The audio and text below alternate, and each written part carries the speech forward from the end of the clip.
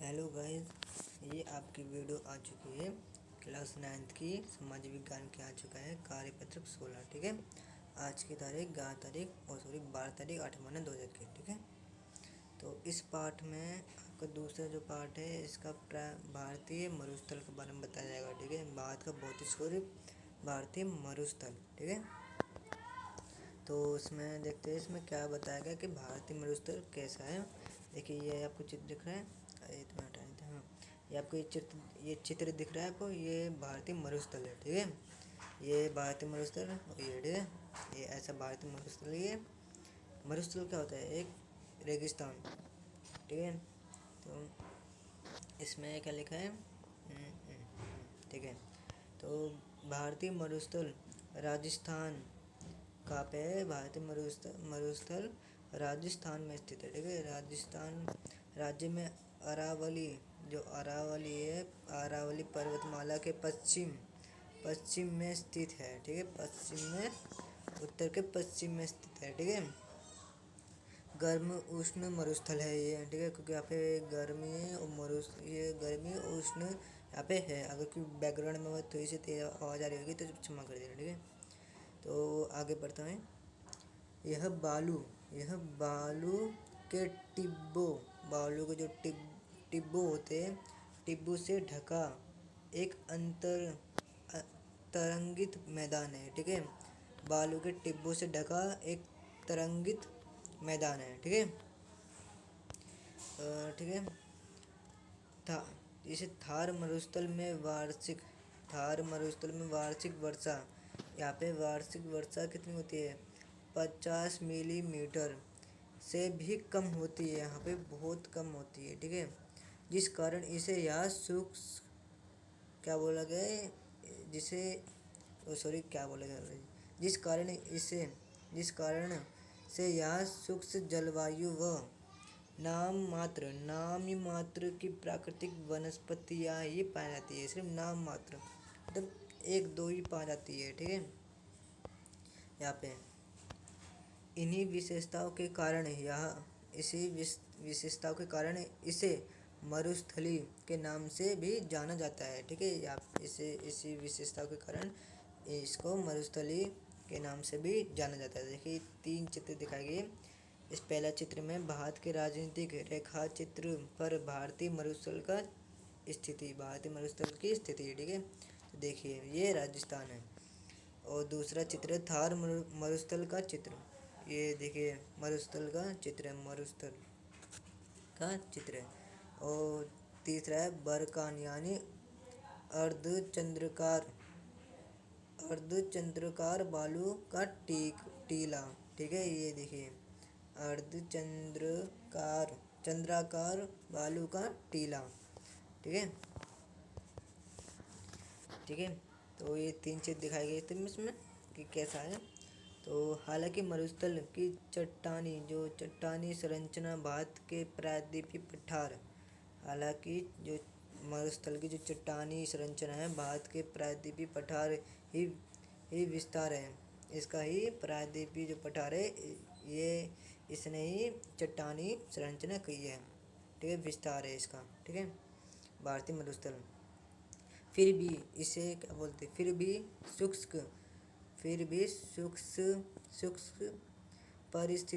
शुष्क परिस्थितियों व वायु की क्रिया व भौतिक अपरदन। ठीक है, शुष्क वायु और वह भौतिक अपरदन के कारण इसकी धरा क्या लिखा है? हाँ, धरातलीय विशेषताएं, जो इसकी धरातलीय विशेषताएं प्रायद्वीपीय पठार से भिन्न है। ठीक है, इसे माना जाता है कि प्रायद्वीपीय से ही बना है, पर तब भी इसके जो वायु है, ठीक है, जो इसका शुष्क है, इस कारण इसे प्रायद्वीपीय पठार से भिन्न माना जाता है। ठीक है, और इसका तीसरा क्रम माना जाता है। मशरूम कोर बालू का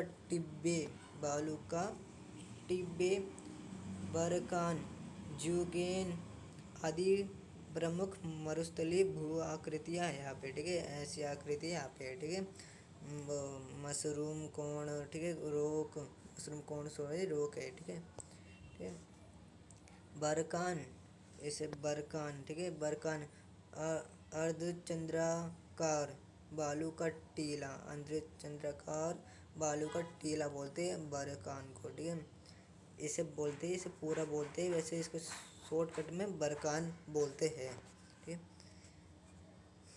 बरकान का विस्तार बहुत अधिक क्षेत्र पर होता है। बरकान का जो विस्तार है वो बहुत अधिक क्षेत्रों में होता है। लेकिन लंबवत टीले भारत पाकिस्तान सीमा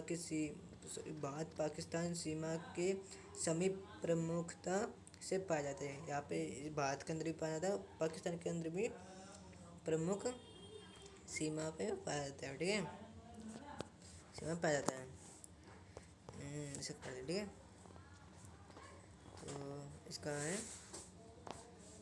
ढाल के आधार पर थार मरुस्थल,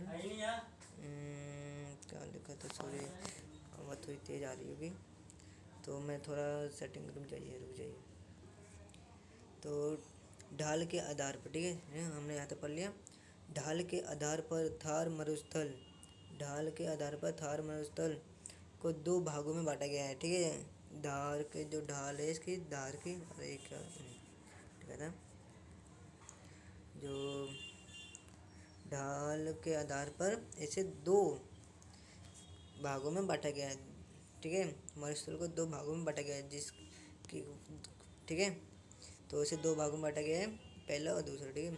उत्तरी भाग, इसे पहला है उत्तरी भाग जिसका जो ढाल है वो पाकिस्तान के सिंध प्रांत की ओर है, ठीक है। इसका जो पहला ढाल है उत्तरी भाग जो है इसका वो पाकिस्तान के सिंध प्रांत के ओर है, ठीक है, ठीक है। और दक्षिण भाग जिसका ढाल कच्छ के रण की ओर है, ठीक है। और जो दक्षिण भाग है इसका वो कच्छ के रण की ओर है, और जो उत्तरी भाग है वो पाकिस्तान के सिंध प्रांत की ओर, ठीक है। ये दो हो गए। इस क्षेत्र की नदियाँ जो उत्तरी और दक्षिणी क्षेत्र की जो नदियाँ हैं इस क्षेत्र की नदियाँ वर्षा अत्यधिक ताप द्वारा वाष्पीकरण, ठीक है, वाष्पीकरण और किसी हिमनदीय, ठीक है, और किसी हिमनदीय उद्गद के अभाव में वर्षा होती है। यहाँ पे कैसी वर्षा होती है, तो ताप द्वारा वाष्पीकरण, ठीक है, ठीक है, और किसी हिमनदीय उद्गम के अभाव में वर्षा वाही होती है, ठीक है। इस कारण मैं क्या कह रहा हूँ, रुक जाइए, ठीक है। तो इस यहाँ पे वर्षा होती है, ठीक है। यहाँ पे कम ज़्यादा वर्षा नहीं होती है क्योंकि यहाँ पे रेगिस्तान है।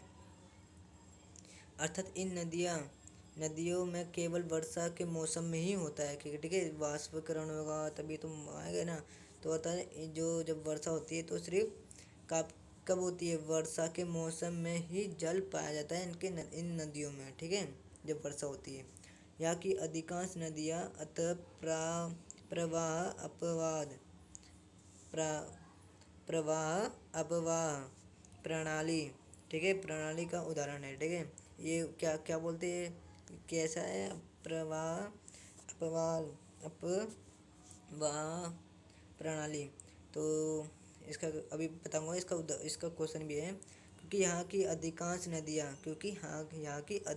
नदियाँ थोड़ी दूर तक प्रवाहित होने के बाद किसी झील में क्या प्लाया में मिल जाती है, वहाँ पे नहीं जाती है, ठीक है, प्लाया में मिल जाती है, और सागर तक नहीं पहुँच पाती है, वहाँ पे सागर तक नहीं पहुँच पाती है, ठीक है। प्लाया मरुस्थल प्लाया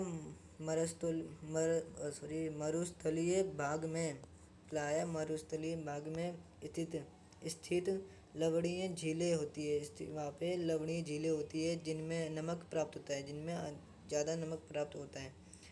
इस क्षेत्र की सबसे प्रमुख नदी कौन सी है? लूनी। ठीक है, यहाँ इस क्षेत्र की सबसे प्रमुख नदी लूनी है, जो कि मरुस्थल के दक्षिण भाग में वाहित होती है। ठीक है, जो मरुस्थल है इसके दक्षिण भाग में वाहित होती है। उच्च ताप से अत्यधिक वाष्पीकरण और निम्न वर्षा जैसी स्थितियाँ इस क्षेत्र को जलाभाव वाला क्षेत्र बनाती है। ठीक है, यहाँ पे अधिक ताप होता है, वाष्पीकरण होता है, इसी कारण यहाँ पे ज़्यादा जलाभाव होता है। ठीक है, तब इसके क्वेश्चन आंसर है थार। इसके 5 क्वेश्चन है। थार मरुस्थल भारत के किस भाग में स्थित है? भारत के किस भाग में स्थित है? तो हमें पता है ये पश्चिम में स्थित है। तो पहला क्वेश्चन का आंसर है थार मरुस्थल भारत के उत्तर पश्चिम भाग में स्थित है। ठीक है, अब सेकंड क्या है? अपवाह प्रणाली से आप क्या समझते हैं? तो इसका उत्तर है जब कोई नदी किसी सागर या महासागर में न गिर कर किसी स्थलीय भाग में ही किसी झील आदि में गिरती है तो उसे अतः प्रवाह प्रणाली कहते हैं। ठीक है, आप पूरा भी लिख सकते हैं, मैंने इतना ही लिख दिया था। ठीक है, अतः प्रवाह अपवाह, ठीक है, प्रणाली कहते हैं।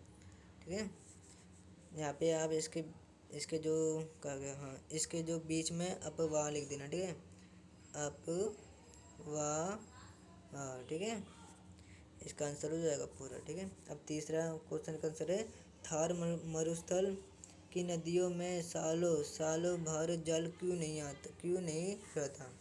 क्योंकि देखिए, थार मरुस्थल की नदियाँ किसी हिमनदीय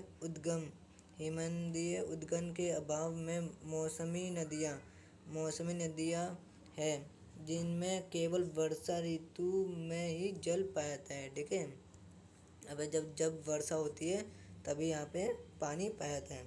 चौथा क्वेश्चन है थार मरुस्थल की कोई दो जलवायविक विशेषताएं बताइए। ठीक है, तो इसका चौथे का आंसर है थार मरुस्थल की जलवायु शुष्क है। थार मरुस्थल की जलवायु शुष्क है, जिसके कारण यहाँ पर नामी मात्र की प्राकृतिक वनस्पतियाँ पाई जाती है। ठीक है, बहुत कम पाई जाती है। मतलब 5वां है थार मरुस्थल की किन्हीं 2 भूआकृतियों के नाम बताइए। तो 2 आकृतियों के नाम बताइए, बरकान और बालू का टिब्बे। ठीक है, ये 2 लिख देना है तो आपका ये क्वेश्चन हो जाएगा, क्वेश्चन का आंसर हो जाएगा। ठीक है, अगर आपको वीडियो अच्छी लगी, तुम्हारा थोड़ा समझाना अच्छा लगा तो सब्सक्राइब कर देना। मैं आपसे सब्सक्राइब बोलता, आप करते नहीं है। ठीक है, कर देना, लाइक भी कर देना और शेयर भी कर देना। ठीक है, तो बाय।